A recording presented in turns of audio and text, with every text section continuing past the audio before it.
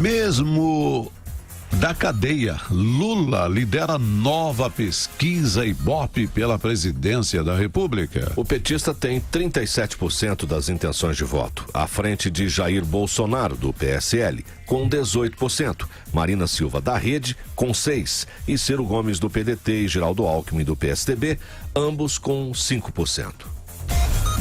No cenário sem Lula, Bolsonaro assume a liderança com 20% das intenções de voto. Nesse caso, ele iria para o segundo turno com Marina, que tem 12%. Ciro aparece com 9%, Alckmin com 7% e o petista Fernando Haddad fica com 4%. O que chama atenção nessa pesquisa, acho eu, de um lado, tem dois cenários, evidentemente, como todos fazem. Alguém vai falar assim, mas por que tal Lula? Porque ainda a candidatura dele, ela entrou com o registro, ela não foi devidamente registrada, para usar a expressão correta, né? E há inúmeras demandas para ser impugnada tal. Então daí que ela tende a aparecer na pesquisa, isso é inevitável. Mas como nós sabemos, ele não será candidato. É uma situação, parece, do realismo fantástico da América Latina, mas é isso. Ele foi condenado num tribunal de segunda instância, né? Como diz a lei da ficha limpa, ele não pode ser candidato. Então por isso que ele aparece no primeiro cenário tal. A questão que se coloca em relação ao primeiro cenário muito rapidamente é que não os principais candidatos não criticam Lula, né? É uma coisa estranhíssima. Se vocês acompanharam os dois principais debates, o da Bandeirantes e da Rede TV, o Petrolão entrou, quase nem entrou. Era como se não tivesse existido, né?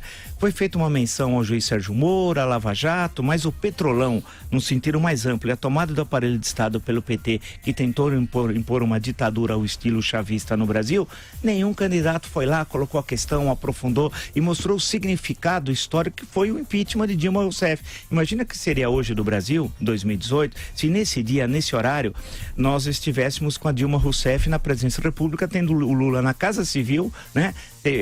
Como candidato a presidente da República, que ele tinha ido para a Casa Civil. Vamos recordar que a gente esquece muito rapidamente as coisas aqui no Brasil.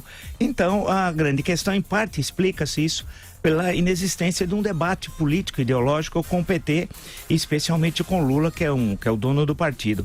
No segundo cenário, já sem o Lula, é normal, é natural que, de um lado, o Bolsonaro assuma a liderança, né?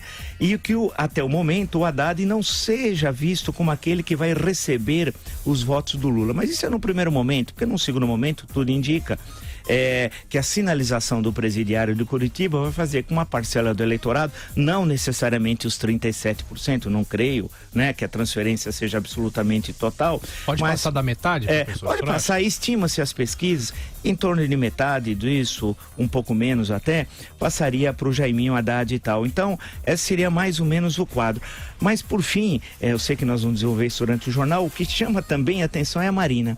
É incrível, a Marina Silva, sem nenhuma estrutura, né? Não é só o recall, vai falar a lembrança das últimas eleições, mas já começou o processo e as pessoas continuam lembrando. Ela sem ninguém, sozinha, ela veio aqui a Jovem Pan, uma assessora, né? Não tinha ninguém, tem um que veio com uma dúzia, até o provador de cadeira, o Henrique Meirelles, e até um provador de cadeira, que é uma coisa nova, que eu desconheço. Existe agora uma nova profissão, viu, Ministério do Trabalho, provador de cadeira. Então, é incrível, sem nada, ela consegue ter uma presença incrível, né, nessas pesquisas, né? Eduardo, desculpa, Pois não. Oliveira, o Eduardo Moreira queria falar também. Não, é interessante porque a ONU pede para o Lula exercer os seus direitos, o Ministério Público Federal fala que a ONU não entende nada e que o Lula não tem que exercer os seus direitos. Os advogados do Lula pedem para dar entrevista e a verdade é que o Lula não sai do noticiário e com isso consegue aumentar da última pesquisa para essa 3% das intenções de voto, vindo de 34% para 37% das intenções de voto. E olhando mais a fundo essa pesquisa, tem alguns dados muito interessantes. Na camada mais pobre da população, pessoas que dizem ganhar menos de um salário, até um salário mínimo, Lula tem 5 vezes mais votos do que Jair Bolsonaro.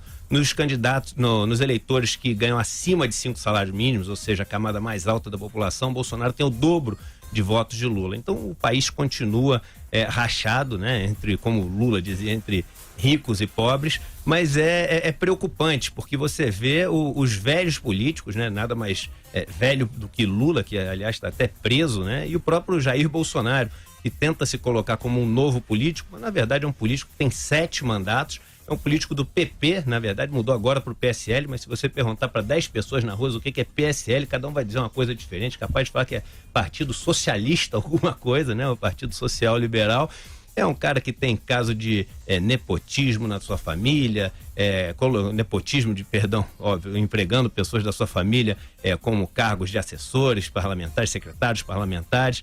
É um cara que conseguiu aprovar 2 projetos de lei e uma PEC em 7 anos de governo, ou seja, nada mais antigo do que Jair Bolsonaro. E aqui não vai nenhum juízo de valor, é só uma constatação. E os políticos novos, como, por exemplo, na esquerda o Boulos e na direita o Amoedo, continuam com traço. Você vai dizer, porque eles têm partidos pequenos, mas o PSL de Bolsonaro também é um partido pequeno. Ou seja, o eleitor fala, vai pra rua, bate panela, mas na hora de votar, vota nos políticos antigos.